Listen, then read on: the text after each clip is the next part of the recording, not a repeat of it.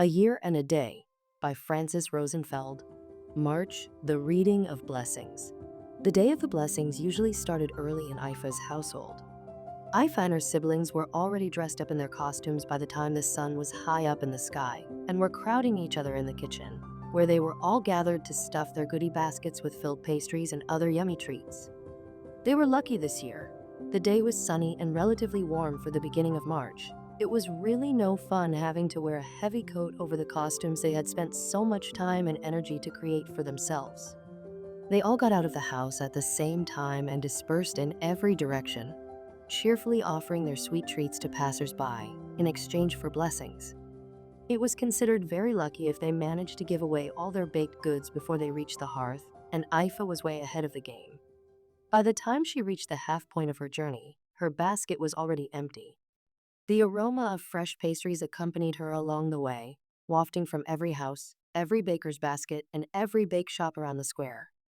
The market was full of people, most of whom had come just to socialize and make great noise in order to chase away the shadows. The children couldn't believe their luck when their parents assured them that on this day being noisier than usual was not only not chastised, but welcome. They jumped at the opportunity with gusto and endless amounts of energy, pulling pranks on each other and poking fun at themselves. Grab a rattle and make some noise, granddaughter. Aifa's grandmother welcomed her in the grand hall. She'd been there since morning, reading blessings to the visitors and offering pastries and fruit. We don't want the winter to linger any longer. The twins are soon to arrive. We need to welcome them with good weather and good cheer. Every time the word winter was mentioned, somebody immediately swirled their rattle to drown it with noise and not allow it to be heard. Why can't we say winter, Doyen? Aifa asked, and the word winter was instantly drowned in deafening noise. She had asked her grandmother, even though she knew the answer full well, just to tease the latter, who happened to be in great spirits, and as such was sure to give an entertaining answer. On this particular holiday, histrionics were appreciated as an art form, and people went out of their way to outperform their neighbors in joking and merrymaking. Her grandmother didn't disappoint. Don't you speak that evil word out loud, child? And in the middle of the hearth, no less. What is this city coming to? Have a pastry, she said, shoving the pastry platter in her face with no transition in attitude or tone of voice, which made the scene hilarious. Another group of visitors had arrived, and she had to return to the reading of the blessings, part of which could not be heard, because the children, diligent in their assignment for the day, were saying the word winter over and over, just for the opportunity to play with their rattles inside the hearth, where their echoes reverberated for minutes, an unthinkable feat on any other day. A group of people seemed to coalesce out of nothing and break into dance, to the glee of those around them, who gathered round to get a better view. Dance with us, granddaughter, and rejoice, don't be shy. Aifa's grandmother reached for her hand to bring her into the dance.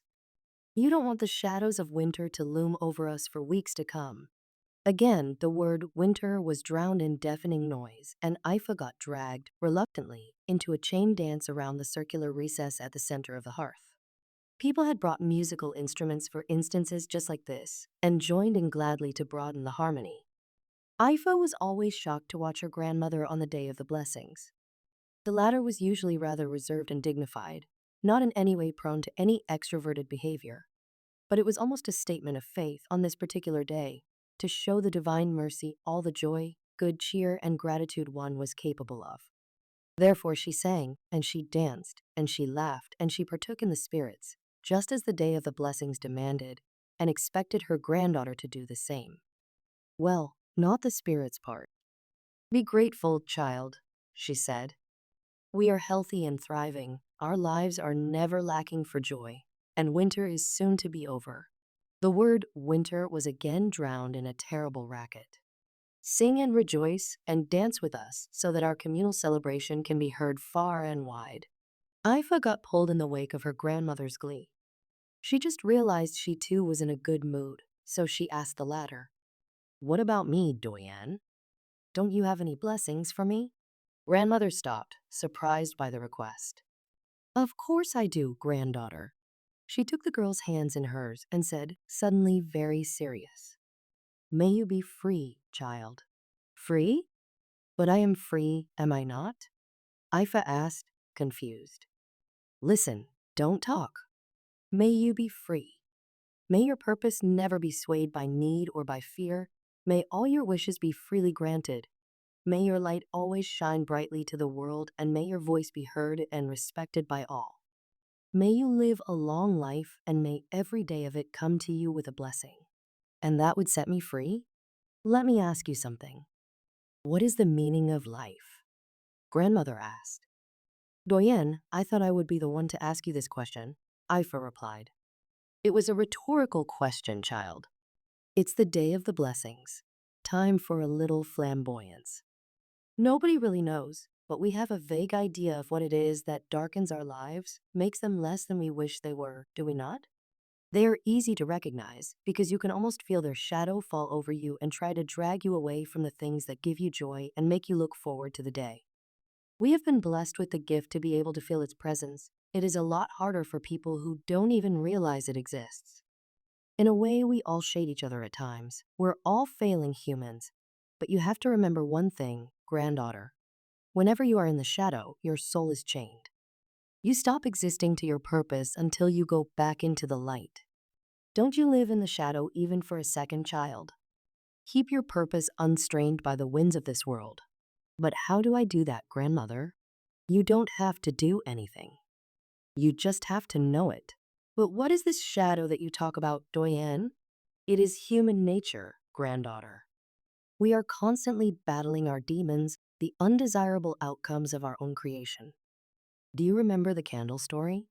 Aifa did, but grandmother decided to tell it again, just to press the point.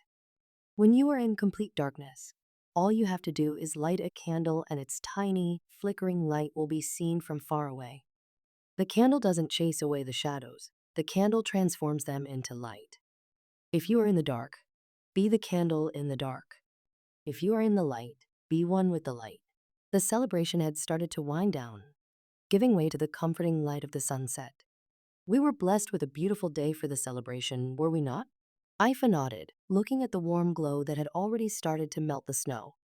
One could almost feel spring approaching. You have to remember something, granddaughter. Throughout your life, there will be many times when the shadow will try to surround you, and it will try to make you feel the fears of the things you think you cannot do, and it will try to convince you to surrender everything that you are in exchange for its help. There is only one thing you have to remember. You will never need any force outside of yourself in order to live your life. All of those feelings that are trying to rob you of your essence, which blow back and forth like winds trapped in a cage, only have the power that you are willing to give them. Without your consent, they are nothing, and they go back to the place whence they came. Grandmother looked around to see if anything needed cleaning before they all started back home.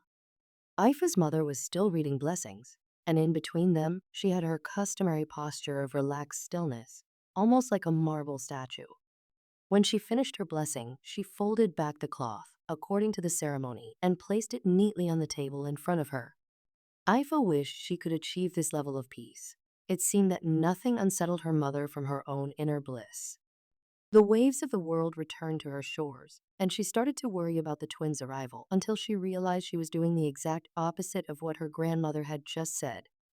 I see the shadow is pushing already. Grandmother smiled at Aifa's scrunched up forehead. It follows the light like a hungry wolf, always trying to gnaw at its heels. Don't feed it, granddaughter. On the way home, Aifa wondered what the twins would be like and pictured them surrounded by light, like she heard many people describe them, splendid in their divinity, above all human weakness, two young demigods enlightening the world with their surreal benevolence. Grandmother started laughing so hard, she almost startled Aifa into dropping her little basket. Why are you laughing, Doyen? Oh dear. Grandmother finally settled down, wiping her eyes. If only our expectations of things ever had anything to do with the things themselves. Just wait and see. Granddaughter, you'll soon understand why I'm laughing. They are not as unearthly as that. I'd have to say the exact opposite. How did you know? Aifa asked, surprised. I am old, dear. When you get to this age, things tend to come to you. I just didn't want you to be disappointed. Not all the countenances in which divinity reveals itself upon this earth look like they belong in the heavens. Some come dressed in the tattered cloak of the mundane. On this day, we are grateful for the hidden presence of the light among us, especially in our daily comings and goings when we tend to forget all about it. Its soft radiance blesses our lives in ways we are often not aware of, keeps us from harm, and lights our paths. Sometimes divinity speaks to us in all its power and glory, and then we are in awe. Its voice is like thunder, its countenance is like fire, and we humble ourselves before it. Most of the time, though, it's just there for us, plain as day, and we are so used to what we are seeing, we don't even realize we are staring straight at God, that we uphold the divine through the humdrum of our daily life. That, my dear child, is worth celebrating. Aifa pondered on what her grandmother had said, a little worried now about what the twins were going to be like, and then shook off her worry and thought that if they were truly divine, they couldn't be that bad.